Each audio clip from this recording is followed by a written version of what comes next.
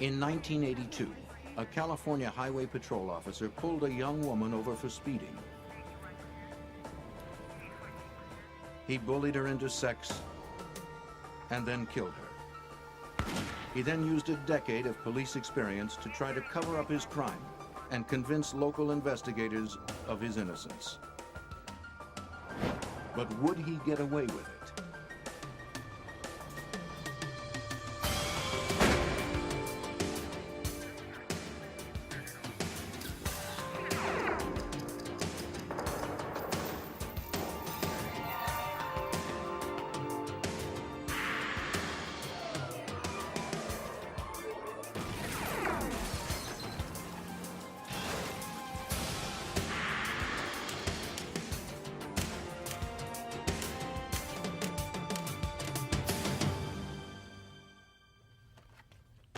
Society depends on trust and authority.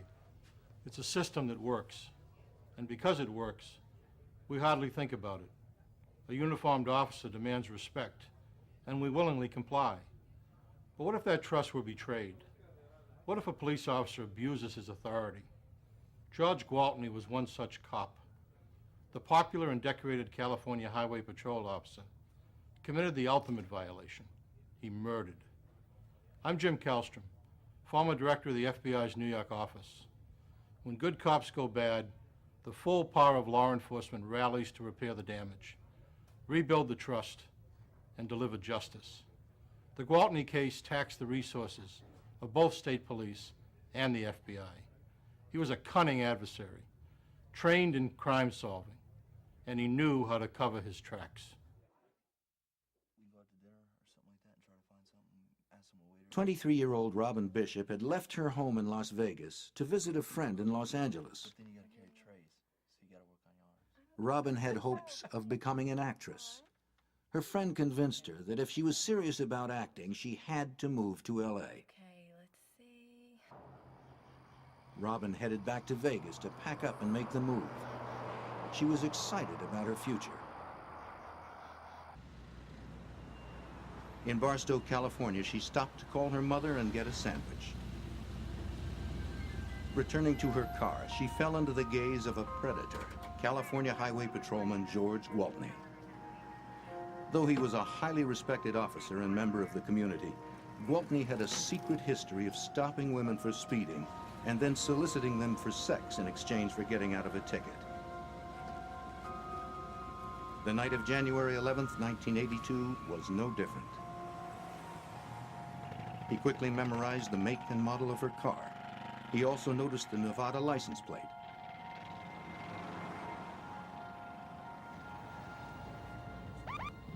Next, Gwaltney saw a neighborhood boy he knew, a boy who, if necessary, could be used as a convenient alibi. Hey, Preston, you want a ride? He picked up Preston Olson and gave him a ride home. A former winner of the Officer of the Year award, Gwaltney was well known for such kind actions. Barstow parents trusted Gwaltney to keep a protective eye on their children. He dropped Preston off at his house and said hello to his parents. By now, the young woman whom Gwaltney had targeted would be well out of town, headed toward Nevada on Interstate 15. The ordinarily well-traveled highway was unusually quiet. He caught up with her on the empty highway east of Barstow. He turned on his light and siren and pulled her over.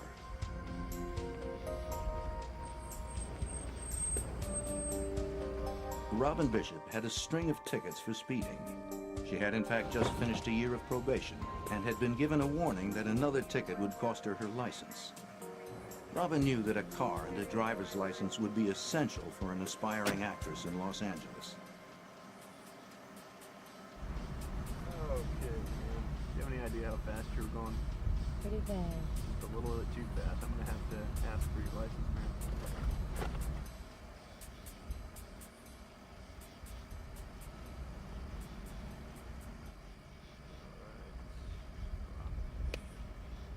Okay, Robin, I'm gonna have to ask you to get out of the vehicle and follow me back to my squad car. She left the keys in the ignition and her purse in the car. Let's take a little walk back to the squad car. Robin was probably surprised to be taken back to the patrol car, but she obeyed. Unfortunately, Gwaltney had more than a speeding ticket in mind. Go ahead and turn around. Put your hands on your head. I'm going to have to cuff you and kick you in. For speeding? Yep, that's the law. I was just speeding. Gwaltney stood her up against the patrol car and handcuffed her.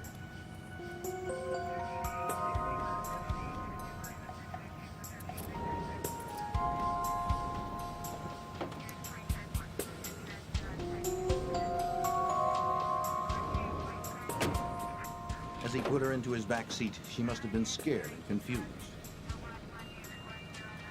Why the handcuffs? Where was he taking her? Gwaltney returned to her car to get her purse. At that moment, a car with a lone driver passed by.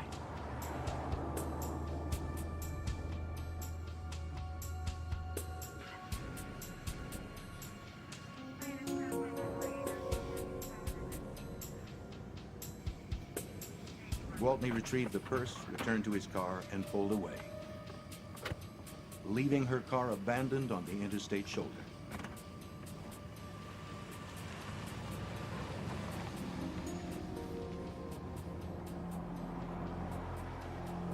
He drove Robin to an exit that led to a seldom-used access road running parallel to the highway. It was a place he often went to take a break during his patrol shift. A secluded lookout point where he could observe the highway some 400 feet away, clearly from all directions.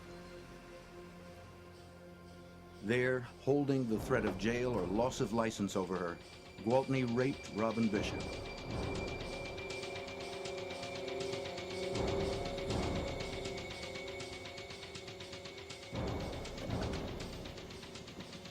When he was done with her, he radioed in a wants and warrants check on Robin's car as if it were abandoned. He knew he'd been spotted walking towards Robin's empty car. Yeah, I'd like to report a 2829. Yeah, license number 561 FBD. It was the first in a long line of lies covering his actions for the official record. Copy that. 44.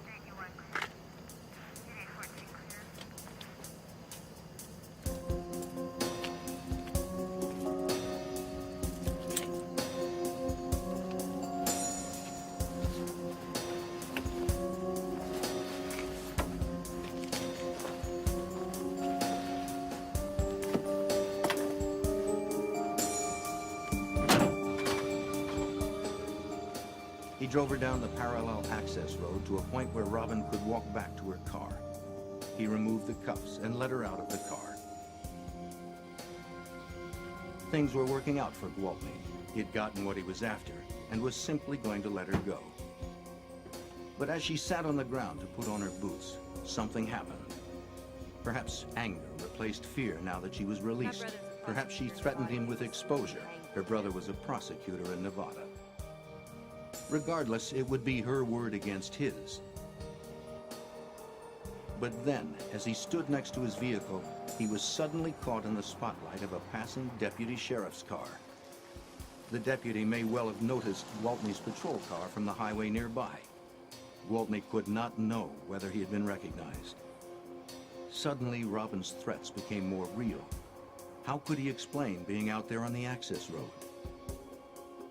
In a moment of panic, Officer George Gwaltney decided Robin had to be silenced. Gwaltney took a final and irrevocable step.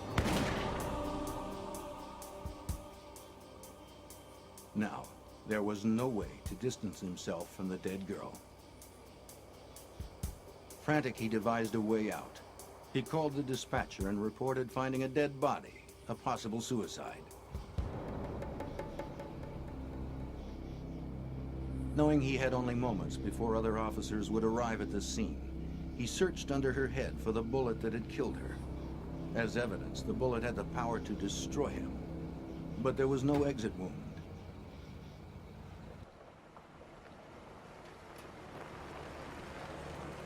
Homicide Detective Milt Rose of the San Bernardino County Sheriff's Department was sent to investigate the dead body found by Gwaltney. On his way to the crime scene, the dispatcher asked that he examine the abandoned car. As the body had been found a short distance away on the access road and was visible to investigators already at the crime scene, the police suspected there was a connection between the car and the body. I did not see any obvious signs of any malfunctions. No mechanical breakdowns. The tires were all in good condition. The vehicle was in gear. The keys were inside the vehicle. Why did the vehicle stop at the location it was at? At the crime scene, Officer Gwaltney was now composed and professional. He described how he found the victim, checked for a pulse, and looked in her purse for identification. The Nevada vehicle registration and driver's license identified her as Robin Bishop, owner of the abandoned car he had called in earlier. Although Officer Gwaltney had reported an apparent suicide, Detective Rose quickly ruled out that possibility. The victim had been shot in the back of the head at close range, then moved slightly. 4 inches from her head was a stream of blood on the ground. Clearly, this was a homicide. Recent rainfall made tracks and footprints from Gwaltney and his cruiser clearly visible in the damp sand. In this general area, we found a couple of footprints that appear to come around the front of the vehicle. They travel around in the front of the vehicle and off in a direction sorted towards the middle area of the vehicle. We travel over here into an area about where this bush is located, or right in this general area, and that's where Robin Bishop's body was found. The other footprints that we found were leading from the driver's door on the highway patrol unit to an area towards the front of the vehicle and then over towards Robin's body, kind of facing off in the easterly direction. The first officer arriving on the scene criticized Gwaltney for the profusion of his footprints, a clear contamination of the crime scene and uncharacteristically sloppy work.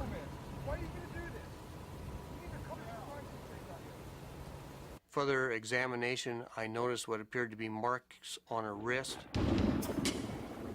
The marks were familiar to any police officer.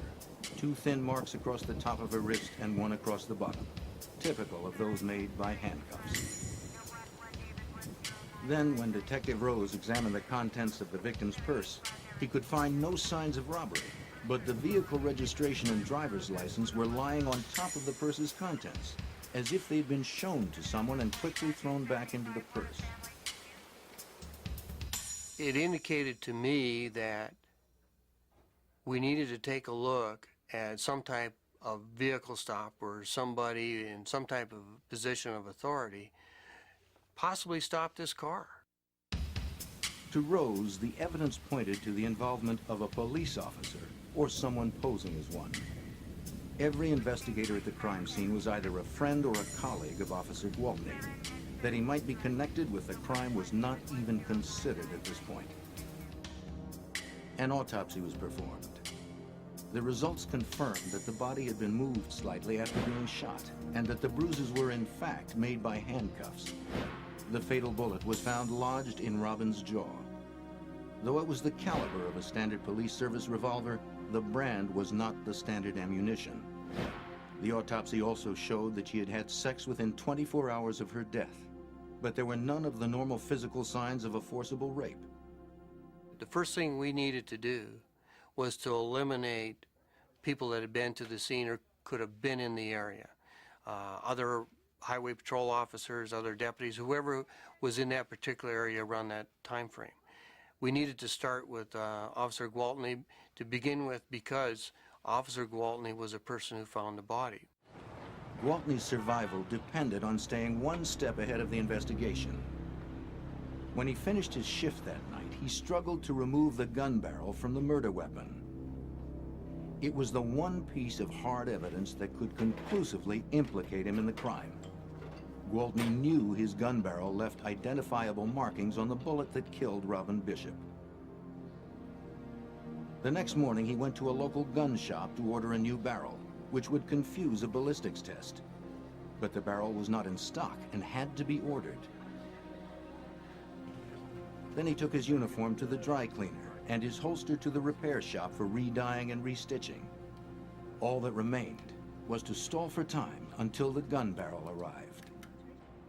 In Barstow, Rose held a briefing that morning with the police and sheriff departments to discuss the case.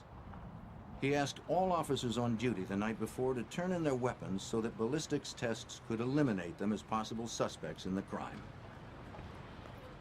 Gwaltney made sure to attend. During the briefing, he learned that the fatal bullet had been recovered. By early evening, Gwaltney was the only officer who had not turned in his weapon for testing. The detectives went to his home and asked for his service revolver.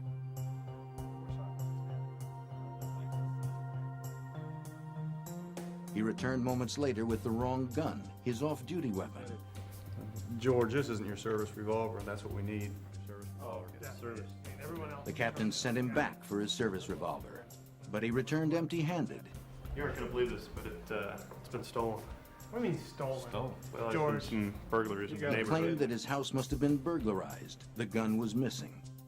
Have to ask for your The story sounded doubtful, physical malady. but because Gwaltney was a highway patrol officer, Detective Brian English with the San Bernardino County Sheriff's Department was inclined to believe him. I kind of empathized with him because we were, in my opinion, we were looking for evidence to show that he didn't do it. It was some criminal that did it. You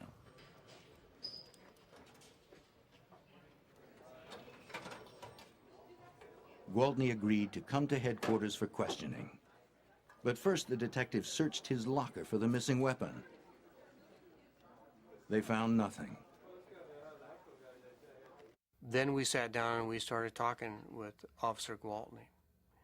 And to him, it didn't appear important that his gun was gone, which was very significant. And if I was in his position, I'd have been extremely worried, and it didn't seem to bother him.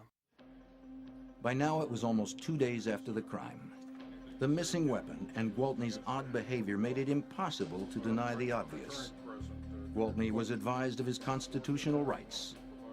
Although this made him the primary suspect in the case, there was insufficient evidence to actually arrest him. Insisting he was innocent, Gwaltney agreed to give a tape-recorded interview. That we can record on tape about the night that Robin was shot. Yeah, I have no problem with that. He said he had worked his regular beat patrolling the interstate on January 11th.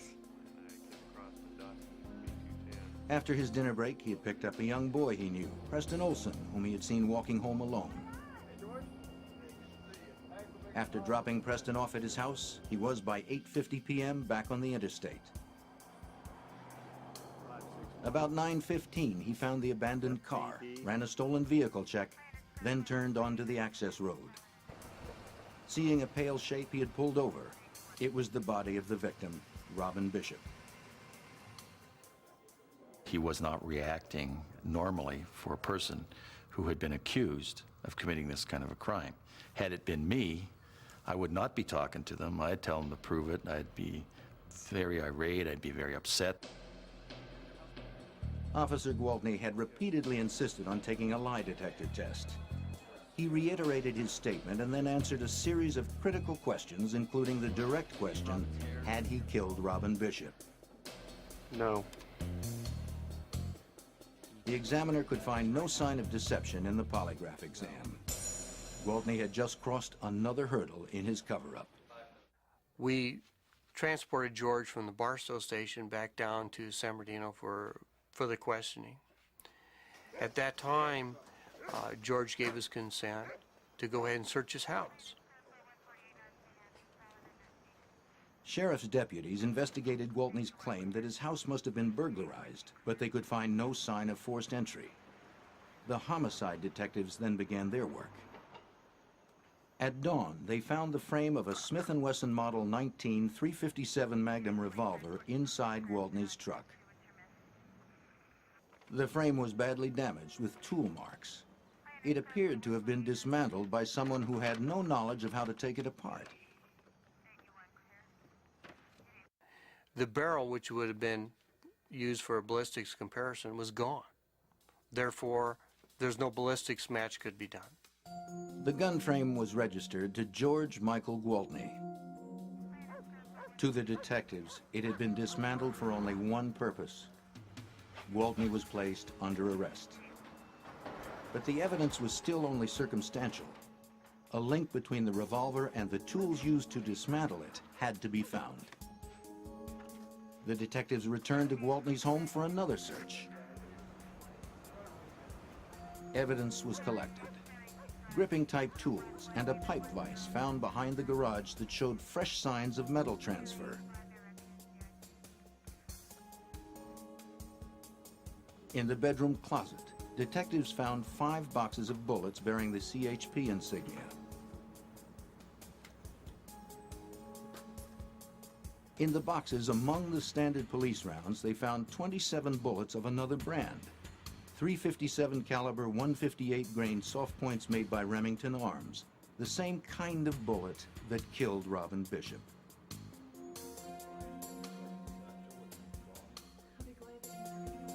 Gwaltney's wife was in a state of shock and disbelief. When questioned, she assured the detectives again and again that George had not been acting strangely or in any way different lately. He was a good husband and a good father to their children. He's a wonderful husband and a very caring father. News of Gwaltney's arrest stunned the small community of Barstow. His fellow officers had known and respected him for decades. Despite the considerable evidence against Gwaltney, they were unable to accept his possible guilt. Pretty dramatic and emotional thing when another law enforcement officer is accused of committing a murder.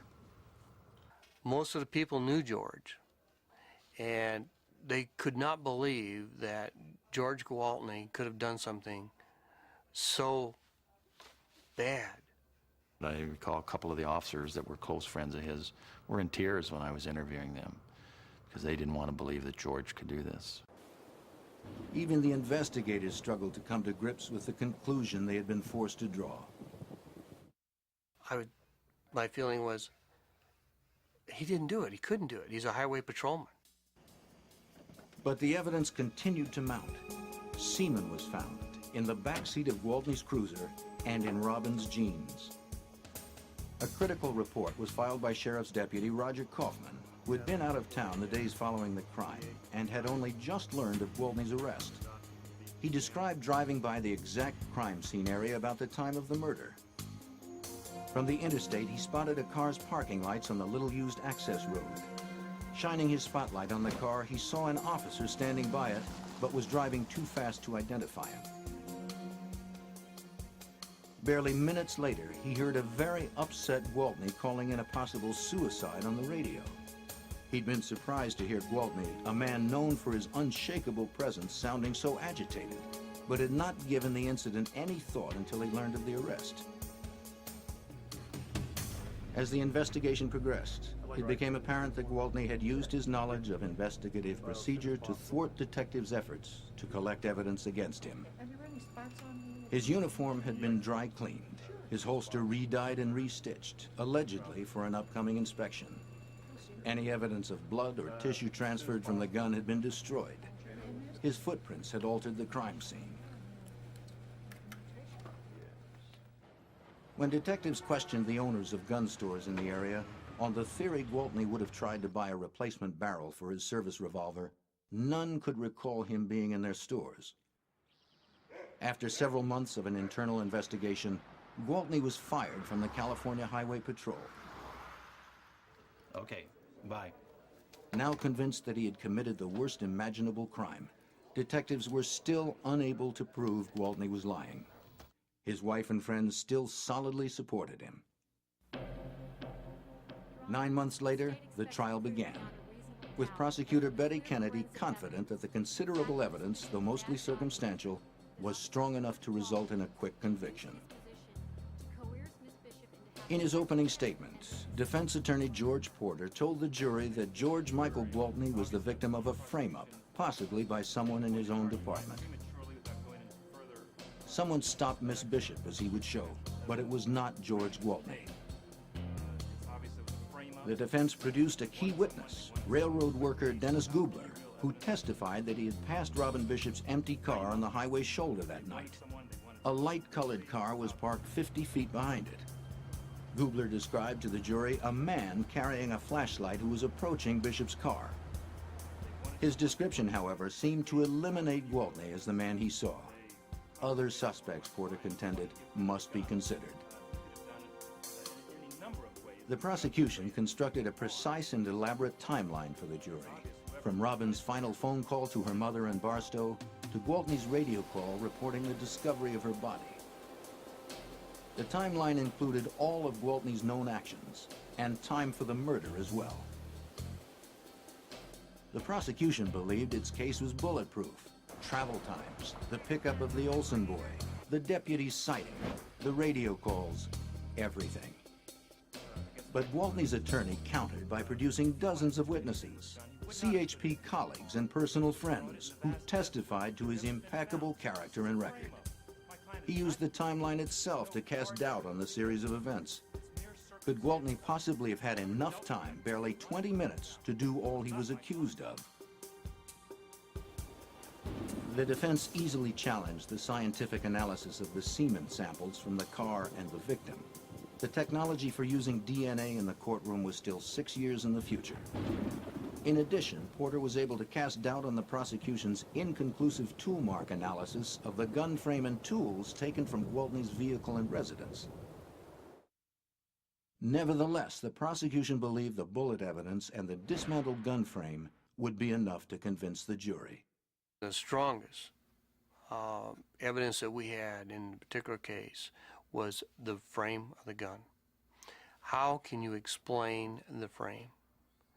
How can you explain why it was in the vehicle? Why was it taken apart? Why was the barrel missing? Why was the cylinder missing? The grips, the hammer, the trigger? Why? Gwaltney was prepared and polished, providing the defense with its best witness, himself. He had an answer for everything that was questioned to him. And every answer he had was feasible. And what their defense tactic was to put a small amount of doubt into each one of the items of evidence that we presented. And that's what they did. And George did an excellent job of tying up all the loose ends when he testified. In the end, the testimony of 50 witnesses in 30 areas of expertise and all the accumulated evidence failed to convince the local jury. After 4 days, a deadlock was declared, 8-4 in favor of acquittal. George Gwaltney was a free man. Nothing is, as some people say, a slam dunk. And you never know which way the jury's going to go. You never know which evidence the judge is going to let in and which evidence the judge won't let in. So, because I wasn't involved in the daily routine, I was very much surprised that George was not found guilty. We spoke to a number of the jurors, and a few of the jurors thought there was a good possibility George was the one responsible, but they couldn't believe he actually did it. And if he did do it, he was a highway patrolman. He worked hard. He worked for the community. He was respected. We just couldn't find him guilty. Still believing George Gwaltney was guilty, prosecutors were determined to get a conviction. Less than 1 year after the mistrial, Gwaltney was tried again in Superior Court. But with little new evidence presented, the trial ended in another deadlocked jury, 7-5 in favor of acquittal. George Gwaltney walked away, seemingly out of reach of the law. I was stunned. I sat around for several hours just thinking about rehashing what could have we done to change the outcome. What could we do if and when there's another trial? Arguing the appearance of harassment, the judge denied prosecutors a third trial. It appeared that George Gwaltney could not be brought to justice in the town of Barstow. We felt, and I was convinced, that George killed this lady and that we needed someone to come in and prosecute George. George needed to pay for what happened. From the moment of Gwaltney's arrest, the FBI had been watching this case with great interest. Anytime a homicide involving a police officer takes place, the FBI monitors the investigation. After Gwaltney was acquitted a second time, there was enormous public pressure to find the truth surrounding Robin Bishop's murder. The FBI's Los Angeles field office decided it was time to intervene. The FBI knew that George Gwaltney could never be tried again for Robin Bishop's murder in the state of California. But in a federal court, he could be charged with violating her civil rights. By killing Robin Bishop while he was on duty, George Gwaltney had committed a federal crime. By taking her life, he had violated her civil rights. This had never been argued in a criminal trial before. But the FBI and federal prosecutors believed the Bishop murder was a perfect test case. The case was assigned to Special Agent Michael Randolph. Gwaltney was like a wolf in the sheep pen. The local law enforcement didn't know that he was the perpetrator. He was the person that had committed the murder, so he would stay one step ahead of them, destroying evidence. And this is a significant reason that the locals were unsuccessful in their prosecution. They didn't realize what they were dealing with. Exhaustively reviewing the crime scene photographs, Agent Randolph's attention was caught by a photo. It revealed the contents of the trunk of Gwaltney's patrol car the night of the murder. In it, he spotted a small box of ammunition. He sent the photos off for enlargement and analysis. We were notified by the FBI laboratory that photographic analysis revealed that that was a box of .357 Magnum ammunition and was in fact illegal ammo of the type that Gwaltney had testified he did not carry and was not carrying the night of the murder. It was also, we believe, the same box of ammo that was collected from his house. Agent Randolph had just caught George Gwaltney in his first lie. We knew that he had lied about one thing at the two local trials. There had to be other things that he had lied about. Working closely with the San Bernardino Sheriff's Department and the California Highway Patrol, Agent Randolph began re-examining virtually all of the evidence from the first two state trials. Instead of handling it as a usual criminal investigation, we took an exhaustive approach, sort of like a TWA Flight 800 approach. Every rivet had to be looked at, every rock had to be looked at. The mountain of reports, transcripts, photos, and physical evidence would be painstakingly re-examined by the FBI labs and Bureau field agents. Key things that were used that we sent back to the lab would include such things as, obviously, the frame of the gun. The frame of the gun had been recovered by the local police, and they had done tool mark analysis, but had been unable to show who took the gun apart. The gun frame was sent back to the Firearms Tool Mark Unit of the FBI labs in Washington. Unique in the world, the lab has a collection of over 2,000 guns, from John Dillinger's pistol to the newest military assault rifle. Every bullet manufactured for the last 50 years is here too. Hollow point and steel jacket, 22 to 50 caliber. Like the guns, they're all here for testing and comparison. The soundproof ballistic room allows for comparison firing and bullet retrieval. Comparative microscopes allow for precise analysis of the gun barrels. But the most valuable asset in the lab are the agents, whose long experience in these specialized tests make them invaluable in difficult cases such as the Bishop murder. Jim Cadigan of the FBI Firearms and Tool Mark Unit was brought into the case to conduct a tool mark analysis of the gun frame and the 15 different wrenches and tools, including the pipe vise, taken from Gwaltney's home. Steel tools almost always leave behind some distinctive and often microscopic mark after their use, a signature as unique as a fingerprint. The FBI Tool Mark Lab is one of the largest, most specialized, and most technologically sophisticated in the country. It was obvious from the beginning that the individual that had worked on this particular firearm knew something about forensics because he had removed several pieces of the firearm that could be of some use later on to a forensic examiner. Agent Cadigan approached the very specific task of associating the tool marks on the gun frame with the tool marks made by the 15 gripping tools taken from the Gwaltney home. The question was, could one of these tools have been used to hold the frame while the barrel of the firearm was being removed? In looking at the frame, I noticed near where the hole was for the pin that locks the barrel down, very near the hole for that, there was a small 1/16 of an inch impression, almost as if it was made by a small screwdriver tip, right below that hole.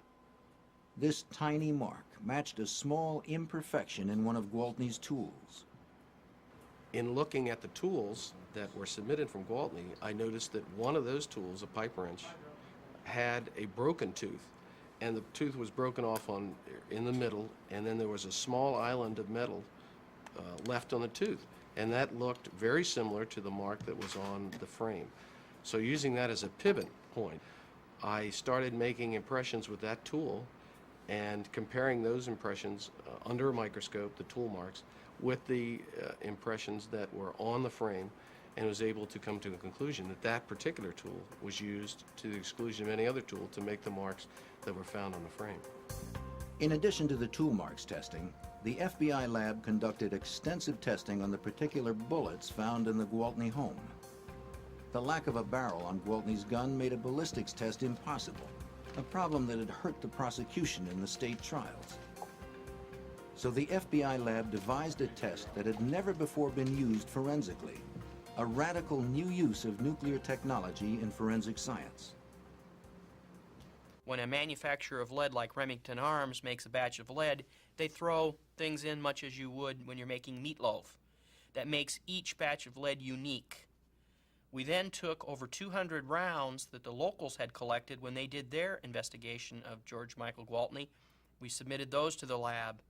The lab made those radioactive and got their molecular weight, their chemical fingerprint, and lo and behold, we find approximately 27 rounds that are the exact match as the lead taken from the head of our victim.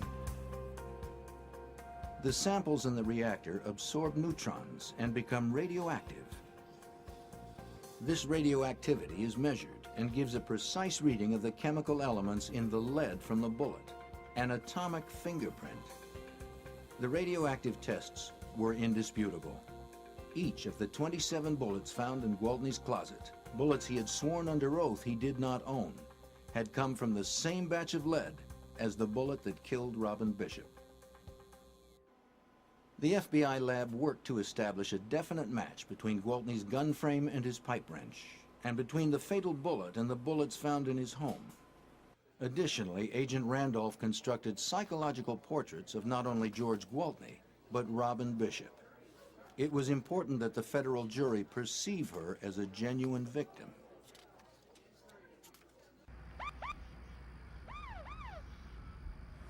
Robin Bishop was raped by someone she was taught to respect and trust, an officer of the law. This made it very easy to understand the lack of force of violence that was evident in the crime scene other than the trauma. And she was compliant. She respected law enforcement authority. She's the type of person that pulled over and opened her wallet and handed her and stood out and was handcuffed even though she knew all she had done was a speeding ticket. It made her an easy victim. In the same way, the FBI examined every aspect of Gwaltney's background to gain an understanding of his behavior around women. By questioning a woman who admitted to having an affair with Gwaltney, it was learned that she would meet him at his regular spot along the isolated highway for sex. The same exit to the access road where he had taken Robin Bishop. Every woman who received a summons from Gwaltney in the last 2 years was contacted, and a pattern emerged. Nearly a dozen women claimed that Gwaltney had solicited them for sex or touched them suggestively. This indicated to us that this was not an isolated sexual assault with Mr. Gwaltney. This is a type of pattern of behavior. When he put his uniform on, he became predatory towards females, was our conclusion. Witness testimony from the state trials was also carefully re-examined for discrepancies that could lead to breaks in the case. In some instances, the FBI leaned hard with the weight of federal authority. Many witnesses were reluctant to testify, fearful. It's a small community, everybody knows everybody. We had to let them know that a federal investigation is just not a local matter that's going to blow away with the wind out in the desert. We're going to be here until this is resolved. This persistence led to one of the most crucial breakthroughs in the case. San Bernardino Sheriff's detectives had originally interviewed the owners of Barstow gun shops for signs that Gwaltney might have tried to buy a replacement barrel for his service revolver the day after the crime. None claimed to have seen him.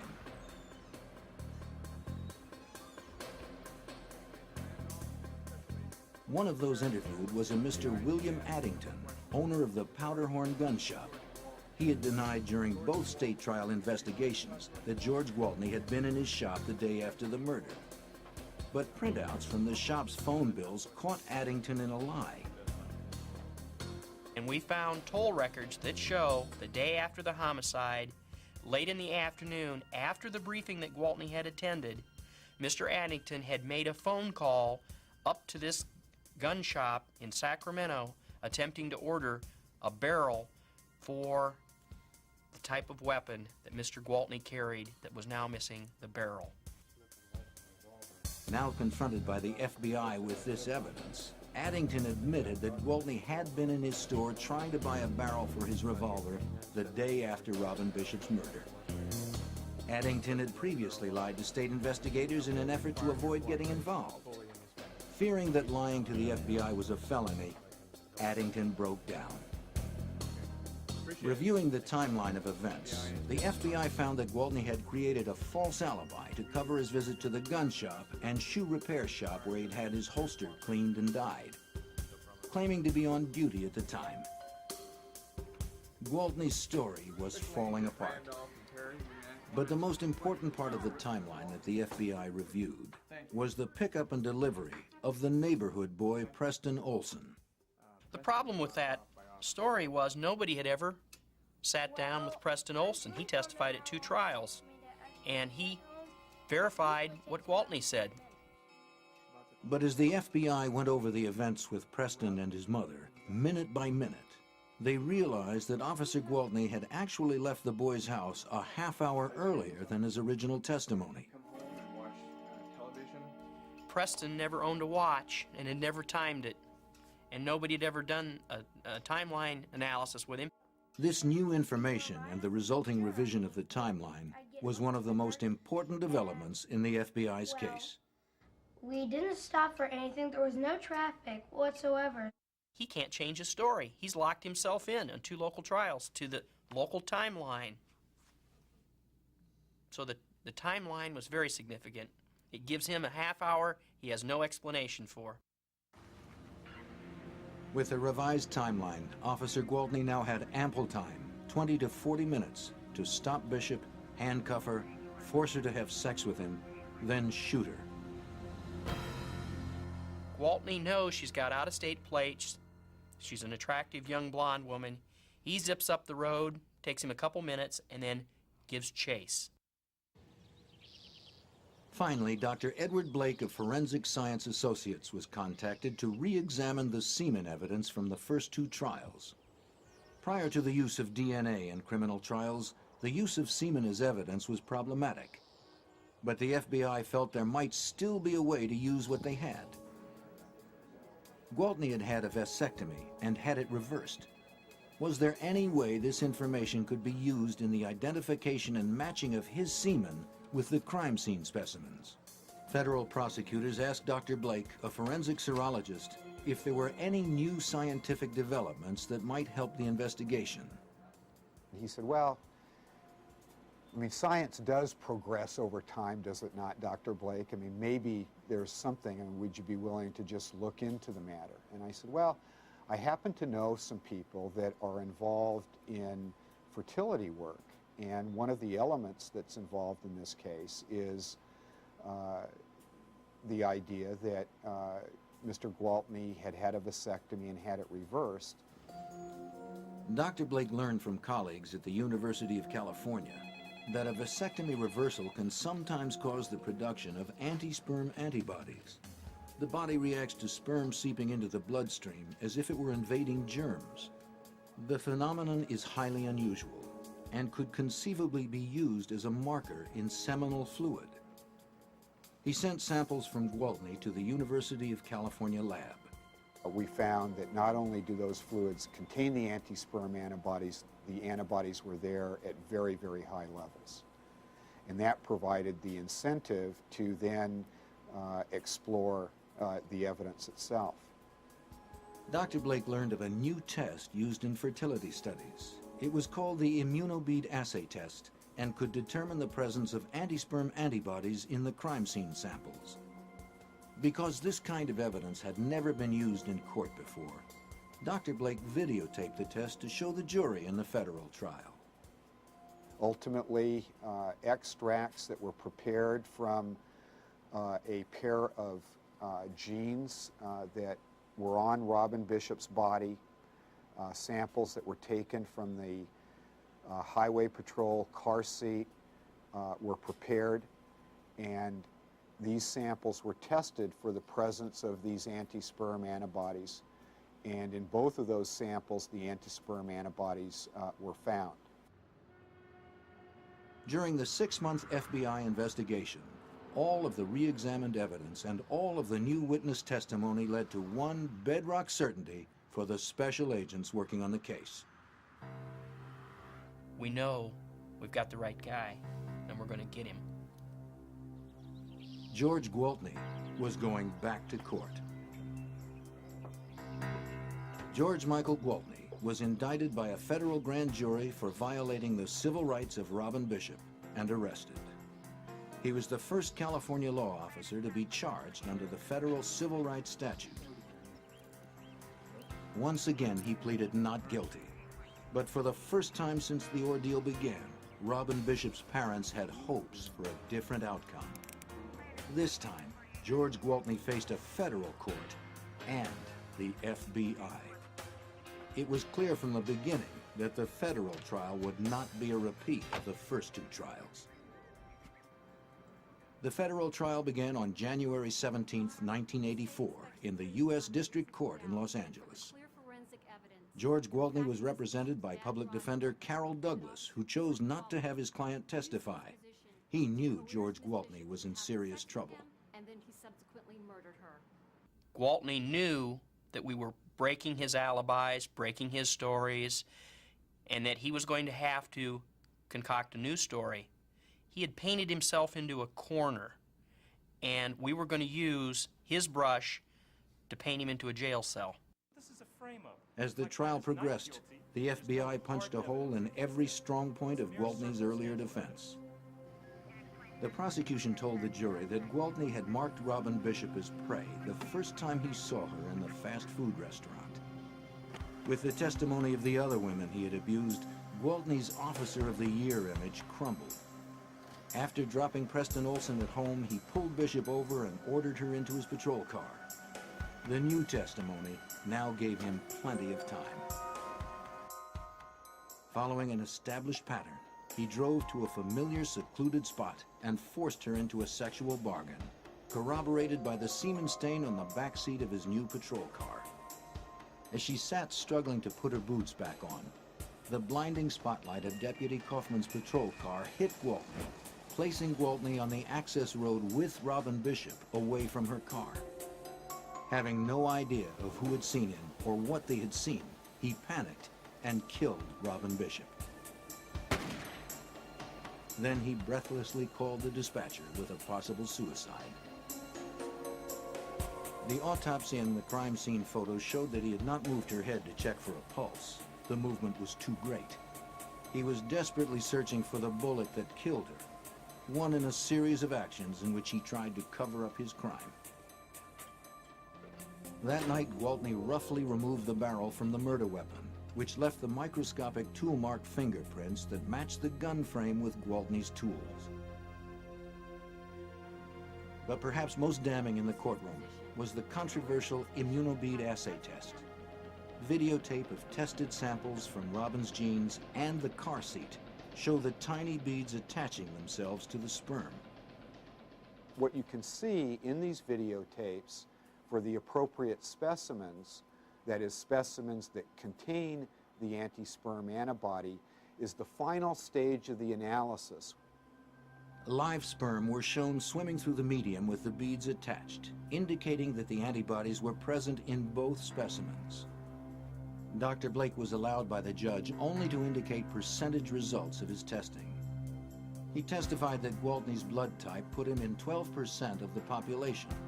Of that 12%, only 5% of those would test positive for the presence of anti-sperm antibodies. Less than 1% of the population could possibly have had sexual intercourse with Robin Bishop that night. As much as the defense might argue that the rest of the evidence was circumstantial, the scientific evidence was overpowering. The verdict was returned swiftly.